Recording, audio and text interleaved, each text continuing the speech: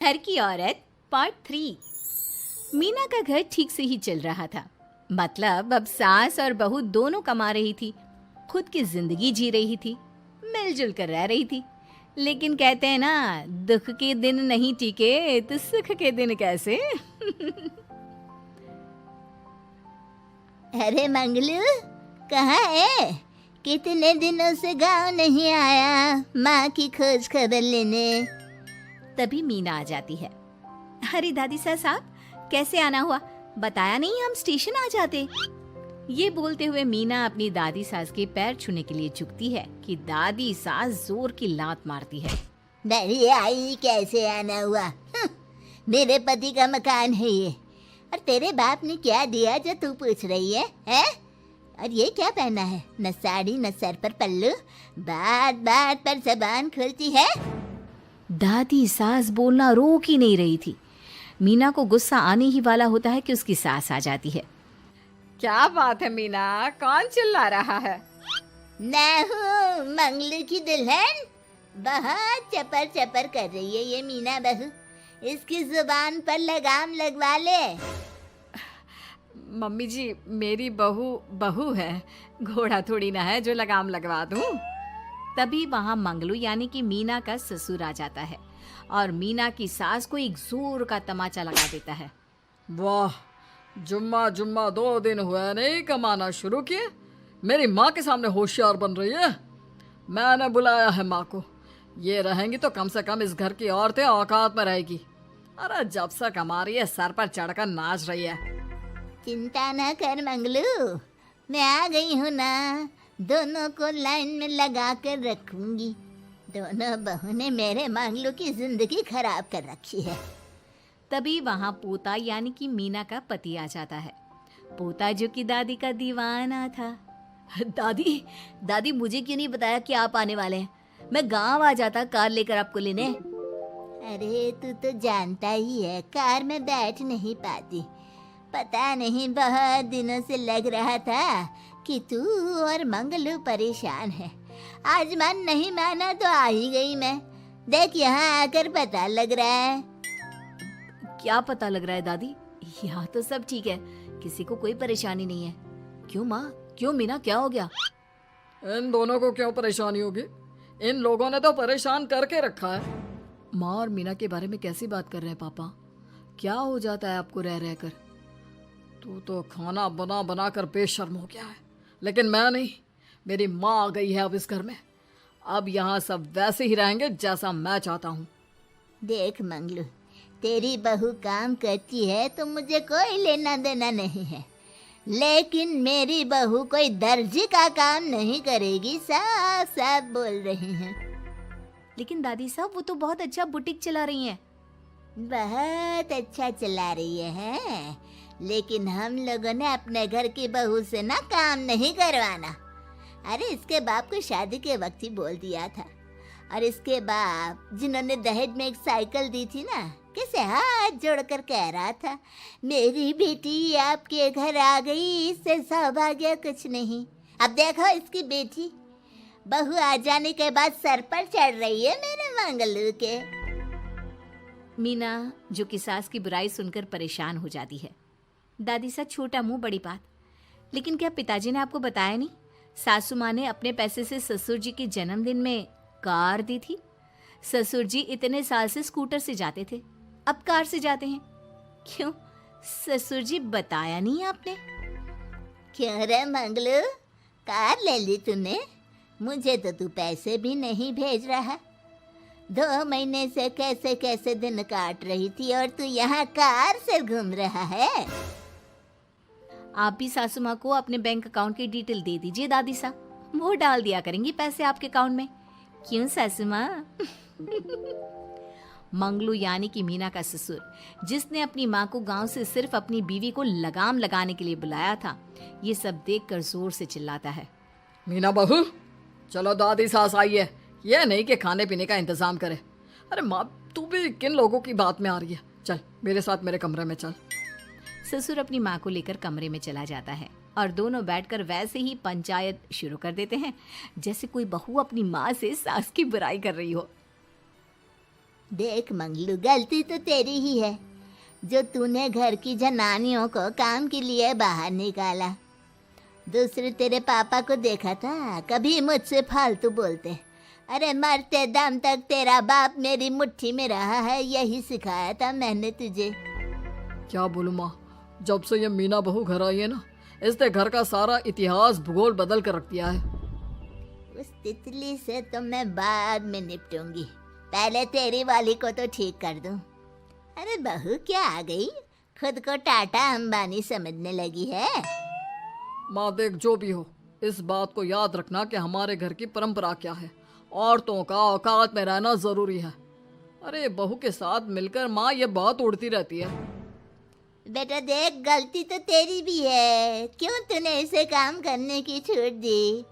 मारना भी कम कर दिया है तूने इसे, वरना पहले आती थी तो बहू का कोई ना कोई हिस्सा सूजा हुआ या काला ही दिखता था। देखकर तसल्ली मिलती थी कि तूने कंट्रोल कर रखा है। इस बार तो काला और सूजा छोड़, अच्छी खासी चमकती दिख रही है ये। अब क्या बताऊं माँ, गलती तो हो गई है। हाँ, वो कार देखकर पिघल गया होगा ना तू। अरे बेटा, औरतों को मुट्ठी में रखा कर। शान की साइकिल ज्यादा अच्छी कुत्ता बनकर कार चलाने से, समझा। मीना का ससुर अपनी माँ की बात को सुन रहा था। बस माँ, जो गलती हो गई मिट्टी डाल उस पर। अब बस तू ना घर पहले जैसा करके जाना। ये सब ना बहू का किया धरा है, समझी। मतलब बहू को ठीक करना है तो बहू को लगाम लगाना होगा। ठीक है। दोनों माँ बेटा बातें करके सो जाते हैं। सोने के बाद अगली सुबह मंगलू की बीवी यानी कि मीना की सास, माँ जी उठिए, ये लीजिए गर्म पानी और ये दादुन। चल, ये तो याद रहा तुझे, वरना मैंने तो सोचा था कि बहू के चक्कर में पागल ही हो गई होगी बिल्कुल। अरे बहू के चक्कर में पागल होने का क्या मतलब होता है माँ जी। उसने मुझे मेरे पैरों पर खड़ा होना सिखाया है। मैं तो कहती हूँ उसके जैसी मेरी बेटी होती ना तो शायद मैं बहुत पहले जीवन का मतलब समझ चुकी होती। तो दादी सास को समझ में आ जाता है कि सारा मामला मीना पर जाकर ही ठीक होगा। वो सोच लेती है कि अपनी बहू को छोड़कर पहले मीना को सही करना है। फिर अगले रोज, अरे मेरे पोते के पास तो मेरे पास बैठने का वक्त भी नहीं है, हैं? अरे कैसी बात करती है दादी, तेरे लिए तो मैं नौकरी भी छोड़ दूं। नौकरी नहीं, तू ना बीवी छोड़ दे, खुश हो जाऊंगी मैं। नीरज हैरान हो जाता है कि उसने तो मजाक किया था। दादी ये क्या बोल रही है? कैसी बात कर रही हो दादी, मीना ने तो सारा घर संभाला हुआ है। पहले तो घर गिरा जा रहा था ना। तेरी मीना के आने के पहले ना घर में चूल्हा जल रहा था, ना कोई रोटी खा रहा था। क्यों? नीरज को दादी बीवी के खिलाफ खूब कान भरती है। तू सही कह रही है दादी, औरत पैर की जूती और हाथ की मुट्ठी में ही ठीक लगती है। मीना ने ना सिर्फ घर का माहौल बिगाड़ा, माँ को भी पिताजी की इज्जत करनी छुड़वा दी। अब ठीक बोल रहे हो, घर को बिगाड़ने की मेन जिम्मेदार तो मीना ही है दादी। अभी उसे ठीक किए देता हूँ। तभी वहाँ पिता भी आ जाता है। देख बेटा, तो रोटी कम खाना मंजूर, लेकिन इन औरतों के आगे झुकना मंजूर नहीं। तेरी दादी ने घर की परंपरा बनाकर रखी, मजाल कि मेरा बाप मेरी माँ के सामने कुछ कह लेता। पर पापा, एक बात पूछनी थी। रहने बेटा, तू ना कंफ्यूज है जीवन में, तू ना कंट्रोल कर पाएगा अपनी जनाने को। मंगलू, मेरी तो टिकट ही करा दे गाँव की। तुम लोगों के घर तो मर्दों की कोई इज्जत ही ना है, और ये मेरे घर की परंपरा ना है। मैं चली। अरे ना ना दादी, मैं तो बस देख अब मैं कैसे कंट्रोल करता हूँ इसे कल। फिर अगले रोज मीना ऑफिस के लिए तैयार हो रही थी कि देख मीना, आज मेरे दफ्तर से कुछ लोग खाने के लिए आ रहे हैं, तो शाम के खाने में। लेकिन आज तो मेरी मीटिंग है, फिर घर आने में मुझे देर हो जाएगी। तो मैं क्या करूं? बोला ना शाम को खाना बनाना है तो बनाना है, समझी। मीना को पति की बात अजीब लगती है, पर वो दादी सास के सामने कोई भी ड्रामा क्रिएट करना नहीं चाहती थी। ठीक है, मैं शाम को जल्दी आ जाऊंगी। अच्छा क्या खाना है प्लीज जल्दी से बता दीजिए। पर बेटा तू तो। बहू सास को चुप रहने का इशारा करती है, लेकिन पोते को तो लड़ना था। वो मीना पर जोर से चिल्लाता है, मीना देख, ज्यादा हीरोइन मत बन। आज ऑफिस जा रही है तो जा, लेकिन सुन, तुरंत रिजाइन देकर घर आ जाना। ना मुझे तेरी कमाई चाहिए, ना ही तेरी नसीहत। आज से घर में वही होगा जो मैं चाहूंगा, समझी? अरे कैसे लैंग्वेज बोल रहे हो, ये तुम्हारी बोली नहीं है, कौन सिखा रहा है तुम्हें? तभी दादी सास आ जाती है।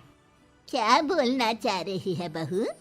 मैं मुन्ने के कान भर रही हूँ, हैं? हाँ, मुझे तो यही लग रहा है, वरना हम लोगों का घर अच्छे से चल रहा था, सभी मिलजुल कर एक दूसरे को इज्जत देकर रह रहे थे। लेकिन अब तभी मीना को उसका पति जोर से डांटता है। सास बेटी बहू की लड़ाई को बर्दाश्त नहीं कर पाती। देख नीरज, बहू को डांटना या फिर बहू के साथ गलत व्यवहार, ये सब मुझसे बर्दाश्त नहीं होगा।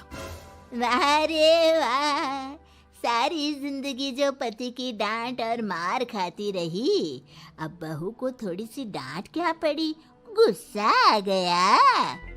हाँ माँ, क्या हो गया? मैंने तो मीना को कहा कि देख नीरज, मेरी बहू को कुछ नहीं कहेगा तू।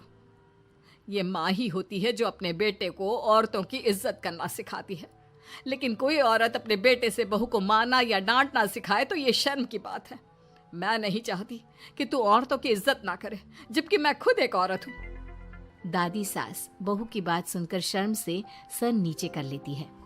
सच कहा सासू माँ, एक रानी ही अपने बेटे को राजकुमार की तरह पालती है जो दूसरी औरतों का सम्मान करे। काश दादी सास भी पिताजी को अच्छे संस्कार दे पाती। मीना की बात सुनकर दादी सास उन लोगों से माफी मांगती है। मैं समझ गई बहू, औरतों की बेइज्जती करने को घर की परंपरा समझती थी, झूठी शान समझती थी। वो सब गलत है। औरतों की इज्जत से घर में माँ लक्ष्मी और सरस्वती का वास होता है। मुझे माफ कर दो।